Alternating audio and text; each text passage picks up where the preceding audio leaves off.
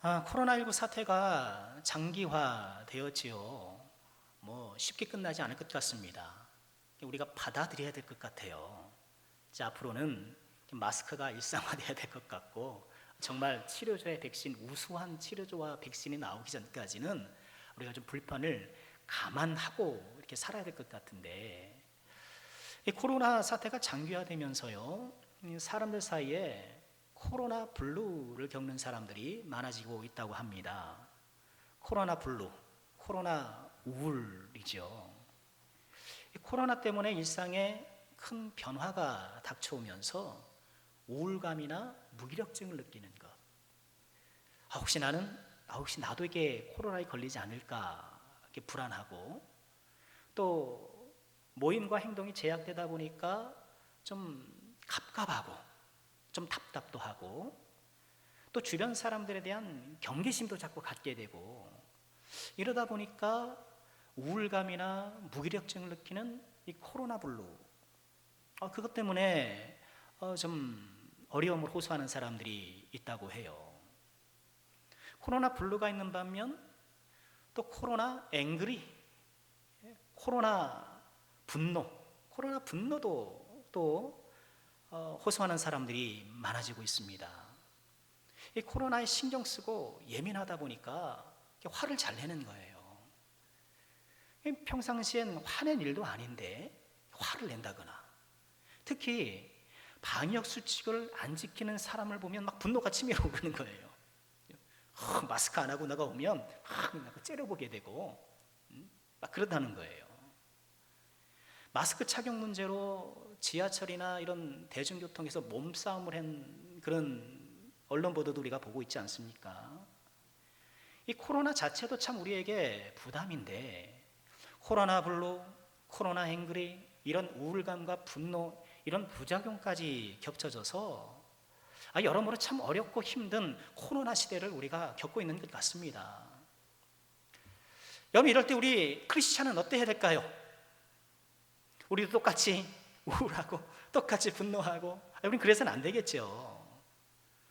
오늘 새벽에 창세기 요셉을 함께 묵상했는데, 요셉 보십시오.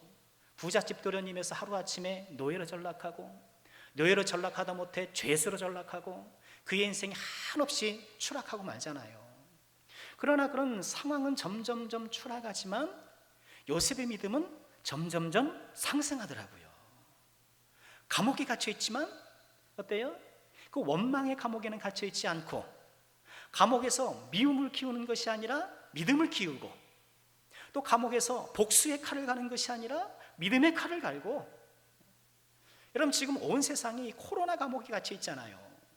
코로나 감옥에 다 갇혀 있어서 사람들이 마음도 그렇고 활동도 그렇고 다 갇혀 있는데, 여러분 옥에 갇힌 듯한 이 코로나 시대에 우리는 어떤 사람? 요셉처럼 이 고난의 시기에 우리의 믿음을 갈고 닦고, 우리의 모든 상황들이, 우리의 심령이 하나님으로 점점 채워지는, 우리 상황들은 추락하는지 모르겠지만 우리 하나님의 사람들은 믿음으로 이 모든 상황들을 의연하게 대처하고, 그를 통해서 우리 믿음이 더 일취월장 성장해 나가고, 이런 하나님의 귀한 은혜를 누리시는 우리 복된 남성께 모든 주의 종들 꼭 되시기를 주님의 이름으로 축원합니다. 이 코로나 사태 가운데 우리 모든 교회와 성도들이 안타깝게 여기고 있는 것 가운데 하나가 무엇인가요? 하필 이 교회가 코로나 앵그리의 대상이 되고 있다는 거예요. 그게 참 안타까운 일이죠. 정치 집회를 일삼는 그런 교회는 좀 뒤로 차지하더라도 자꾸만 대면 예배를 고집해요.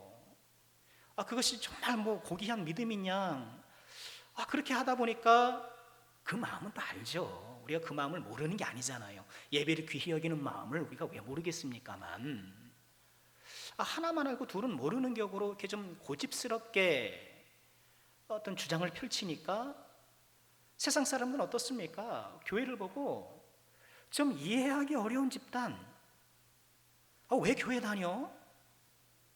이렇게 교회를 좀 이상하게 보는 그런 경향이 늘고 있는 것이 아닌가. 지금 대면 예배가 불가능해지니까 언론 보도를 보니까 어떤 교우집에서 또 모여서 예배를 드렸던 모양이에요. 예배를 사모하는 마음은 참 귀합니다만, 그렇게 또 한 가정에서 모여서 찬송하고 막 이렇게 소리가 나니까 옆에 이웃들이 어때요? 항의하는 거예요. 항의하는 거예요. 결국 뭐 이웃과 큰 소리로 실랑이를 벌이고, 급기야 그 이웃들이 경찰에 여기 예배합니다라고 신고하고, 참 웃지 못할 일이죠. 예배 드린다고 신고당한 상황이 된 거예요. 참 웃지 못할 일이에요. 이런 비상식적인 일들은 좀 극히 일부분인 것은 사실이에요. 실제로 수도권과 대도시 중심으로 대면 예배가 금지되었잖아요. 우리 군사는 그래도 대면 예배가 지금 현재 가능해요. 가능하나 우리는 저 조심하는 차원에서 지금 온라인 예배를 드리는 것이고, 방역수칙 지키고 거리를 두면 우린 지금도 군산 지역 내에서는 예배를 드리는 것이 가능합니다. 수도권과 대도시 중심으로 대면 예배가 금지되니까 그럼에도 불구하고 예배를 강행한 교회, 퍼센테이지로 보면 1점 몇 %예요. 굉장히 적은 수죠. 그런데 세상 사람들은 그 1%를 보고 전체 교회를 보는 거예요. 여러분, 이것을 우리가 부당하다고 그럴 수가 없어요. 사람들은 다 그래요. 부분을 보고 전체를 가늠할 수밖에 없어요. 뭐 전체를 다 볼 수는 없으니까. 우리도 다 그렇잖아요. 이 하나를 알면 열을 안다는 듯이 부분으로 전체를 가늠할 수밖에 없는 것이 인간의 한계예요. 그러니 그걸 뭐라 그럴 수는 없는 거예요. 1%밖에 안 되는 몇몇 교회를 통해서 전체 교회를 또 오해하고, 그렇죠. 그런 것처럼 여러분, 나라는 한 사람을 통해서 세상 사람들은 그리스도인들을 보게 되는 거예요. 나라는 한 사람을 통해서 예수님을 보는 거예요. 지금 코로나 사태 가운데 우리가 특별히 한 사람의 중요성을 좀 보지 않습니까? 그렇잖아요. 나 하나쯤 괜찮겠지, 그럴 게 아니라는 거잖아요. 그게 다 우리 한 사람 한 사람이 모여서, 어떤 언론을 보니까 원 헬스라는 거예요. 한 건강 공동체가 되는 거예요. 그래서 나 한 사람이 얼마나 중요한가를 또 깨닫게 되는데, 내가 주변의 빛과 소금이 되지 못하면 교회 전체가 발에 찰 수도 있고, 부족함 나지만 내가 빛과 소금의 역할을 미약하나마 감당할 때에 하나님께서 영광을 얻으시고, 우리 한 사람 한 사람이 너무너무 중요한 거예요. 이처럼 코로나 사태 가운데에 교회가 자꾸 앵그리 대상이 되면서 사람들의 지탄을 받고 있는데, 더욱 염려가 되는 것은 이런 일들로 인해서 우리 조국 교회가 한국 사회에서 점점 마이너리티가 되는 것은 아닌가 하는 생각이 들어요. 마이너리티 뭔가요? 사전을 찾아보면 육체적, 문화적 특성으로 인해 사회적으로 불평등받는 소수 집단, 이 마이너리티를 그렇게 정의하고 있더라고요. 약자 혹은 비주류, 이렇게 번역하기도 하는데, 요즘 미국이 지금 시끌벅적하잖아요. 코로나 때문에 어려운데 지금 인종차별 문제로 계속해서 흑인들이 죽고 막 이러니까 뭐 흑인들이 막 일어나고 있는데, 미국 사회에서 그 흑인들이 마이너리티죠. 그렇게 사회적으로 불평등을 겪는 그런 상황에 처해 있어요. 근데 마이너리티는 꼭 사람 숫자와는 상관이 없습니다. 미국 인구의 유대인은 3%가 채 안 돼요. 어떤 통계에서는 1점 몇 프로, 어떤 통계에서 2점 초반 뭐 이렇게 나오던데요. 3%가 채 안 됩니다만 미국 사회에서 유대인들이 마이너리티인가요? 결국 그렇지 않죠.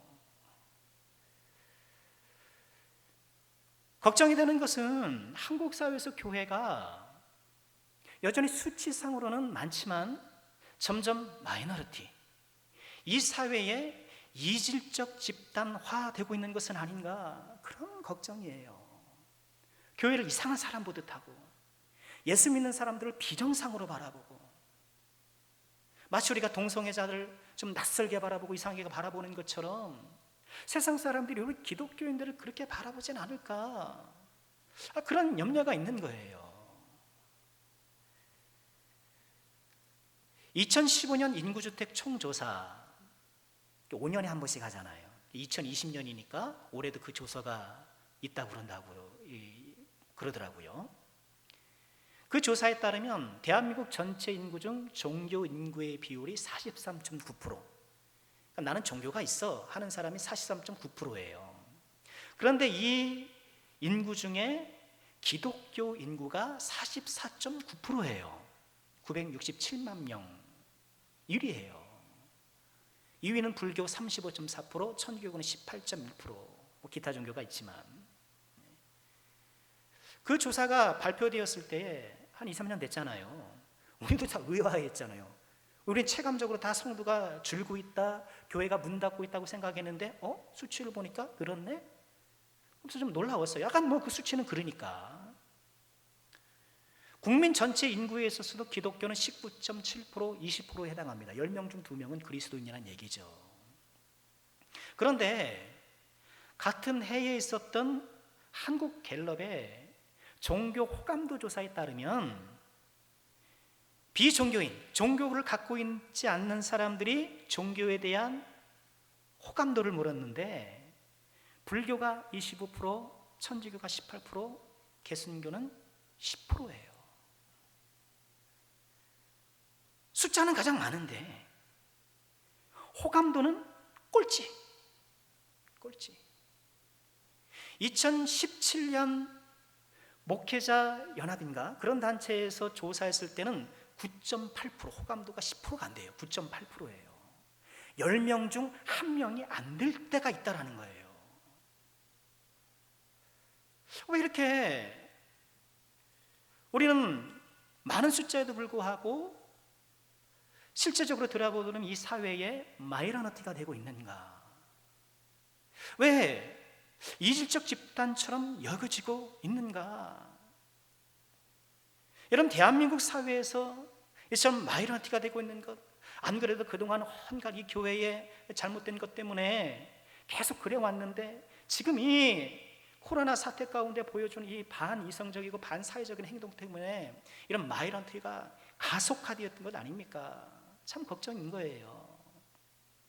우리는 어떻게 하면 세상의 오해와 편견을 바로잡고 복음의 우수성과 아름다움을 보여줄 수 있을까? 여러분, 그런 책무가 우리에게 주어진 거예요. 이미 오래전부터 주어졌지만 우리가 놓치고 있었던, 우리가 미처 생각하지 못했던 그 거룩한 책무가 저와 여러분에게 있다라는 거예요. 어떻게 하면 복음의 우수성과 아름다움을 보여줄 수 있을까? 저는 그 답을 오늘 말씀을 통해서 좀 찾고 싶은 거예요. 오늘 말씀 베드로전서를 함께 읽었는데 베드로 사도는 이 편지를 받았던, 이 베드로 전서를 받았던 그 교회 공동체들은 어떻습니까? 그 시대의 마이너리티 중에 마이너리티예요. 그들은 우상 숭배, 황제 숭배가 횡행했던 그 로마 시대에 기독교인들은 반사회적인 이질적 집단으로 여겨졌고 좀 불평등과 불이익을 당하는 정도가 아니라 생명의 위협을 받는 아주 맹렬한 정치 박해의 대상이 되었던 거예요. 베드로전서는 그런 사람들에게 쓰여진 책이잖아요. 네로 황제의 박해가 이제 막 시작됐어요.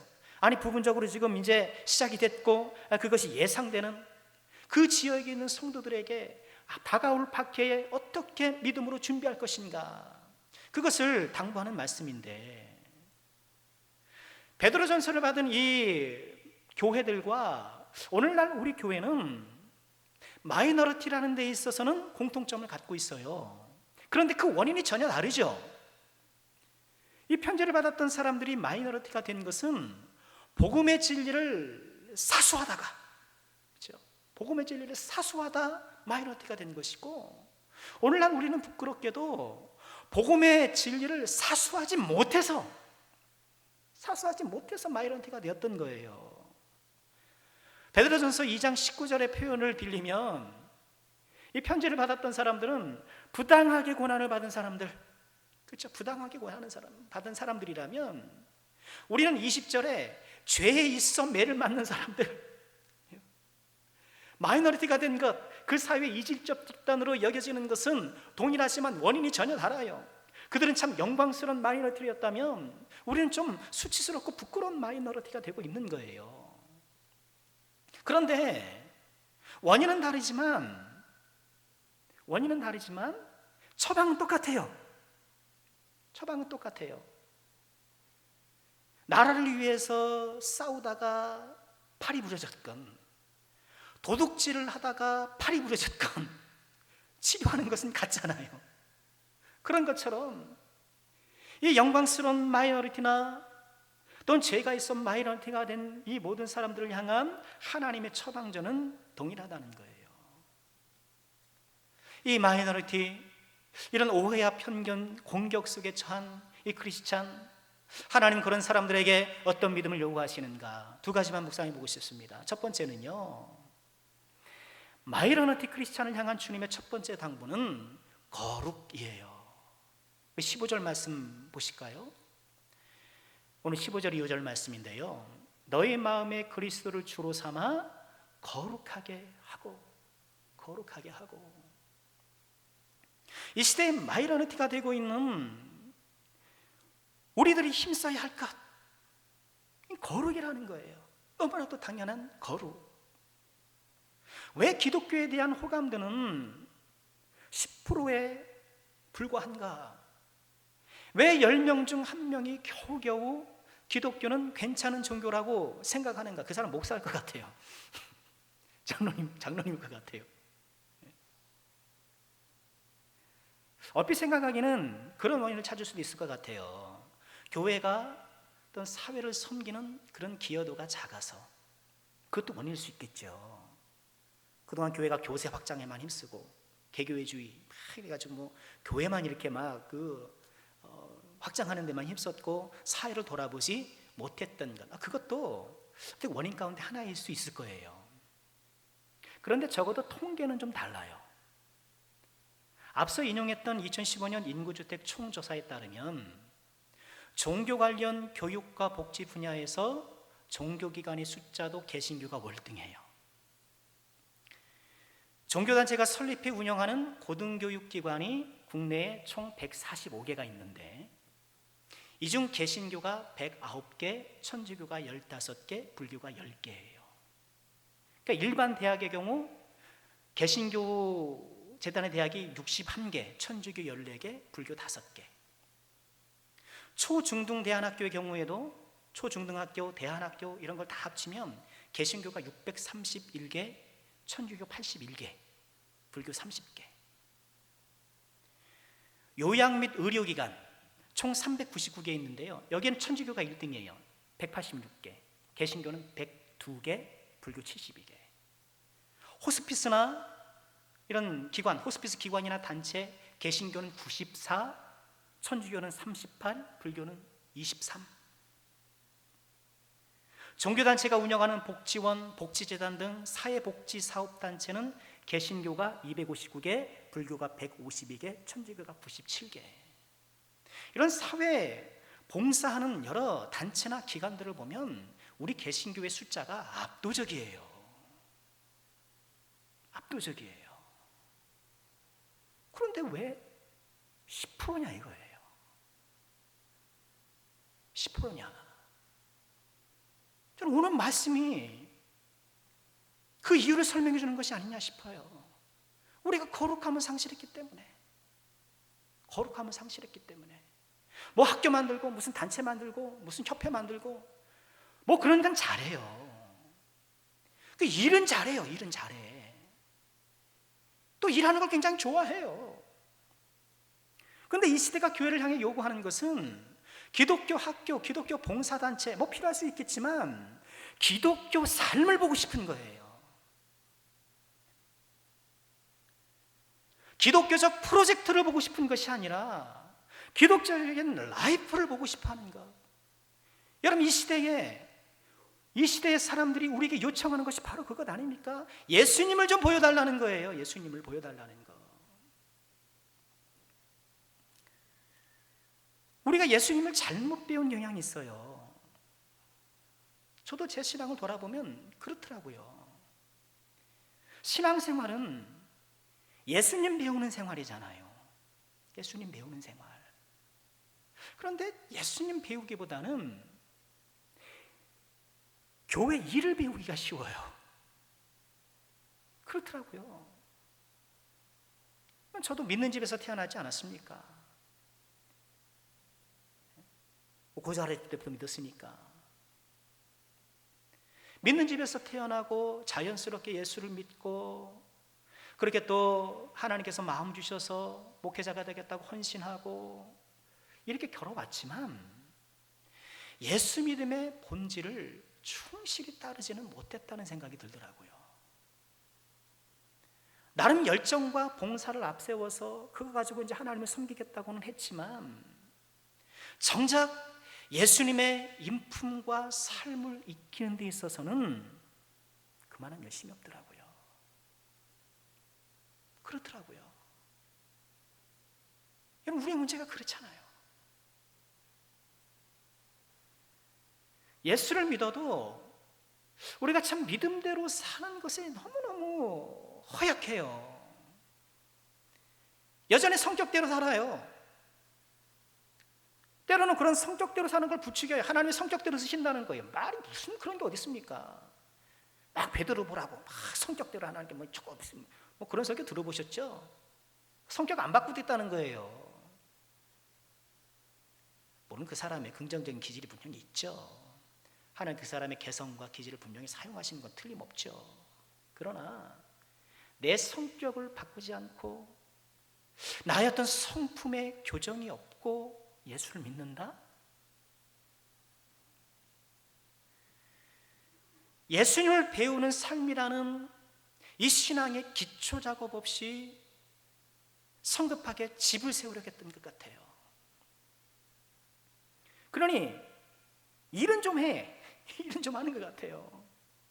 그런데 예수님이 원하시는 그런 사람하고는 너무너무 거리가 멀고 좁혀지지가 않는 것 같아요.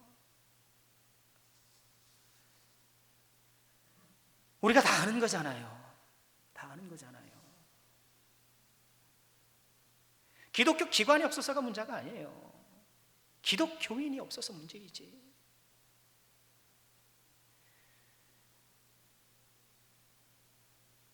대한민국 사회에서 우리 조국교회가 이질적 집단화 마이너리티가 되고 있는 이 안타까운 상황 가운데 우리는 다시 한번 우리의 믿음의 기초를 다시 세워야 되겠습니다. 믿음의 기초 뭡니까? 예수님 닮아가는 것. 예수님 닮아가는 것. 이 믿음의 기초를 올바로 세워서 거룩한 성도가 되어서 우리를 향한 오해와 편견과 또 공격을 이겨나가는 우리 모두가 되어야 되겠습니다. 마이너리티 크리스천을 향한 두 번째 당부 말씀은요, 거룩한 성도가 되되 그리스도를 주로 삼아 거룩하게 되는 거예요. 우리 앞서 15절 말씀 다시 한번 보실까요? 너희 마음에 그리스도를 주로 삼아 거룩하게 하고, 거룩하게 하되 어떻게 해요? 그리스도를 주로 삼아, 그리스도를 주로 삼아서. 거룩해야 한다는데 동의하지 않은 사람이 어디 있겠습니까? 그런데 우리는 그렇지 않다는 것을 알면서도 자꾸 거룩을 오해하는 경향이 있더라고요. 거룩을 내 외면을 자꾸 가꾸는 것으로, 언어의 영성을 위해서 말조심하는 거 필요할 수 있죠. 또 불신자들과의 삶 속에서 좀 모범을 보이는 것, 이런 거룩을 바른 생활 크리스찬으로만 생각을 해요. 여러분, 그것은 중요해요. 또 동전의 양면과도 같아서 없어서는 안 될 것임에 틀림없어요. 그런 경건의 연습, 경건의 실제가 뒤따라야 되는 것은 사실입니다만, 거룩은 다만 외면의 문제가 아니라 내면의 문제잖아요. 내면의 문제. 내 속에서 일어난 어떤 일이 그 근거와 그 기초가 되어서 외면으로 흘러나오는 것, 이게 거룩이잖아요. 내 내면에 이 거룩의 동기가 분명하게 살아있지 않은 채 내게 뭐 어떤 행동을 좀 교정해보고 이렇게 좀 해보고 좀 말투를 좀 바꿔보고, 여러분, 그것은 한계가 있다라는 거예요. 오늘 말씀은 우리 안에 거룩을 위해서 일어나야 될, 우리 안에 일어나야 될 일을 뭐라고 소개하고 있습니까? 그리스도를 주인으로 모시는 것, 예수님을 주인으로 모시는 것. 우리가 예수님을 믿을 때에 얻게 되는 여러 관계의 언어들이 있잖아요. 하나님의 자녀. 또 어때요? 하나님의, 예수님의 제자. 또 예수님은 우리의 친구. 우리가 예수를 믿을 때 이런 소중한 관계 언어를 부여받게 되는데, 그 가운데 하나가 우리가 놓칠 수 없는 것이 뭔가요? 예수님의 종이 되는 것, 예수님을 섬기는 것, 또는 예수님의 이끄심을 따라가는 것. 종은 그런 거잖아요. 여러분, 현대사회에서 종은 환영받지 못해요. 여러분, 누가 종 되고 싶어 합니까? 교회에서나 그 좋다고 얘기하지, 그 좋다고 막 인정만 하지 뭐 종 되고 싶어 하는 사람이 얼마나 돼요. 종은 없어져야 될 신분으로 생각하잖아요. 현대사회에 무슨 이 평등 자유사회에 무슨 종, 어울리지 않는 그런 개념이라고 생각하기 쉬운데, 그런데요, 사람들은 종이라는 신분은 사라졌고 종이라는 단어는 옛말이 되었습니다만 여전히 누군가를 섬기고 살아요. 여전히 무언가를 섬기고 무언가가 이끄는 대로 끌려가는 인생을 살아요. 그게 사람이에요. 사람은 인생의 보좌를 한시도 비워두지 않습니다. 내 심령의 보좌를 비워두질 않아요. 반드시 무엇이 내 보좌에 앉아서 내 삶을 이끌어가요. 그것이 돈이 되었든 취미가 되었든 일이 되었든 인간관계가 되었든 뭐가 되었든 날 이끌어가는 것이 있단 말이에요. 여러분, 요즘 나를 이끌어가는 게 뭐예요? 내가 좀 무엇에 사로잡혀서 무엇에 끌려 지금 살아가고 있느냐는 거예요. 어떤 그리스도인들은 정치 이데올로기에 끌려다니는 것 아닙니까? 하나님의 종이 아니라 저는 가만 보니까 자유민주주의의 종인 것 같아요. 자유민주주의 귀하죠. 그러나 정치 신념의 종이 될 수는 없잖아요. 자유민주주의를 위해서 목숨을 걸었다고 그렇게 그냥 열을 내시더라고요. 근데 어쩌나 우리 예수님은 왕으로 오실 텐데 큰일이네. 그렇게 자유민주주의를 좋아하는데 왕으로 오신 예수님을 도대체 어떻게 받아들일 것인가? 그럼 농담 섞인 좀 생각을 해보는데요, 우리가 거룩해야 한다는 것을 알면서도 거룩하지 못하는 이유는 예수님을 주인으로 섬기는데, 예수님을 주인으로 모시는데 실패하기 때문인 것이죠. 내가 주인 되고 내 욕망이 주인 되고 물질과 명예가 주인이 되고 세상 즐거움이 주인이 되어서 다 나를 당기고 끌어가는 거예요. 우리 사랑하는 모든 남성교회 주회종들께서는요, 우리 다시 한번 이 말씀을 마음에 받아서 우리 마음속에 그리스도를 주인으로 모시고, 그리스도를 주인으로 모시고, 여러분, 그리스도를 주인으로 모신다는 이 표현이 함의하는 것이 무엇일까? 여러분, 베드로 사도는 왜 예수님을 주인 삼으라 이렇게 말하지 않고 그리스도를 주로 삼아라 이렇게 그리스도라는 용어를 사용할까요?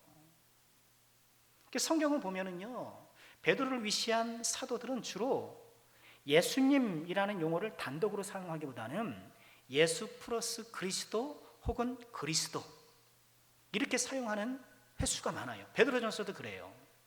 베드로전서를 보면 예수라는 이 용어를 단독으로 사용한 경우는 한 번밖에 없어요. 항상 예수, 그리스도, 예수와 그리스도를 합해 말하는 것이 9번, 그리스도만 말하는 것이 12번. 꼭 예수를 말할 때는 그리스도 아니면 그리스도 이렇게 얘기를 해요. 왜 그럴까요? 그리스도는 기름 부음 받은 자는 뜻이잖아요. 메시아의 헬라어적 표현이잖아요. 이 기다렸던 메시아, 모든 사람이 대망하였던 그 구원자, 그리스도는 그것을 품고 있고요. 그런데 예수 그리스도께서 그 그리스도 메시아라는 것이 무엇을 통해 입증되었나요? 십자가를 통해 입증된 거예요. 우리 빌립보서 2장 6절 이하 제가 좀 길입니다만 읽어볼게요. 예수님은 근본 하나님의 본체시나 하나님과 동등됨을 취할 것으로 여기지 아니하시고 오히려 자기를 비워 종의 형체를 가지사 사람들과 같이 되셨고 사람의 모양으로 나타나사 자기를 낮추시고 죽기까지 복종하셨으니 곧 십자가의 죽으심이라. 십자가의 죽으심이라. 9절 이러므로 십자가에 죽으셨으므로 하나님이 그를 지극히 높여 모든 이름에 뛰어난 이름을 주사 하늘에 있는 자들과 땅에 있는 자들과 땅 아래 있는 자들로 하고 모든 무릎을 예수 이름에 꿇게 하시고 모든 입으로 예수 그리스도를 주라 신하게 하셨느니라. 십자가의 죽으심으로 말미암아 그리스도를 주라 신하시게 된 거예요. 여러분, 그리스도라는 말은 뭔가요? 그리스도는 예수님의 십자가를 함의하고 있는 말이에요. 제자들은, 사도들은 그런 의미로 그리스도를 쓴 거예요. 예수 그리스도, 무슨 그리스도가 예수님의 성처럼 생각하기 쉽잖아요, 미국식 이름에. 그것이 아니라 그리스도라는 이 말 속에는 예수님의 십자가 구속의 은혜, 십자가 사랑이 그 안에 담겨 있는 거예요. 그러니 그리스도를 주인으로 모신다라는 것은 무엇인가요? 예수님의 십자가 그 사랑과 은혜를 가슴에 품고 주인으로 모시라는 거예요. 예수님을 주인으로 모시는데 우리가 자꾸 번번이 실패하는 이유, 다른 데 있잖아요. 십자가 사랑 잃어버려서 그래요. 십자가 은혜를 다 새까맣게 잊어먹고 있으니까. 주님이 나를 어떻게 사랑했는지를 자꾸 잊고 살아요. 저부터도 그래요. 마침은 내가 잘해가지고, 내가 잘내서 이렇게 믿음 생활하고 천국을 내가 말을 획득한 것 마냥 무슨 하나님한테 맡겨놓은 있는 것처럼 자꾸 무슨 채권자처럼 하나님께 서고, 십자가를 생각하면 우리는 어떻습니까? 거룩한 그런 부채의식을 갖고 살아야 되잖아요. 그 십자가 사랑은 온데간데 없고, 요한일서 3장 1절에 보면 우리에게 무엇을 촉구하십니까? 보라, 아버지께서 어떠한 사랑을 우리에게 베푸사 하나님의 자녀라 일컬음받게 하셨는가? 하나님이 어떤 사랑을 베푸셨는가? 그걸 잊지 말라는 거예요. 하나님이 어떤 사랑을 베푸셨는가? 그 십자가 사랑을 내가 잃어버리고 살아가는가? 십자가 사랑과 그 은혜만 우리 가슴속에 살아있다라면 여러분, 그것이 우리를 거룩으로 인도해 주지 않겠습니까? 예수님이 나를 위해 죽으셨는데 내가 이러면 안 되지. 예수님이 나 때문에 십자가를 지셨는데 나 이런 고난 회피하면 안 되지. 예수님이 나 같은 사람도 사랑해 주셨는데 나 저 사람 미워하면 안 되지. 예수님의 사랑만 우리 가슴에 뜨겁게 살아있기만 하면, 그 십자가의 사랑만 우리 가슴을 뛰게 하면 여러분, 우리가 더 거룩한 사람이 될 수 있지 않을까? 십자가를 잃어버리고 일반 달란트 빚진 자, 여러분 어떻습니까? 1만 달란트를 탕감받은 후에 길거리에서 200데나리온 빚진 자를 멱살 잡잖아요. 멱살 잡잖아요. 우리가 그게 아닌가? 그 십자가의 사랑을 받았음에도 불구하고 내 삶에서 누군가의 멱살 잡고 있는 어리석은 그런 사람이 아닌가? 우린 잃어버린 십자가를 다시 회복해야 돼요. 십자가 사랑으로 우리의 심장이 어떻게 뛰는지 저는 잘 모르겠습니다. 피가 들고 뭐가 들고 그러겠지만 우리의 심장이 그리스도의 사랑으로 뛰어야 되지 않겠습니까? 우리가 정말 그것을 소망해야 되지 않겠습니까? 잃어버렸던 십자가 그 사랑을 다시 한번 회복하는 우리가 되기를 다시 한번 주님 앞에 기도하며 소원하는 우리 모두가 될 수 있기를 바랍니다. 18K 금목걸이 십자가 잃어버리면 이거 잃어버렸다고 어쩔 줄 몰라 하면서 아까운데 그게 얼마짜린데, 금보다 더 귀한 예수님의 십자가를 잃어버리고서는 무덤덤하게 살아가는 것이 아닌가?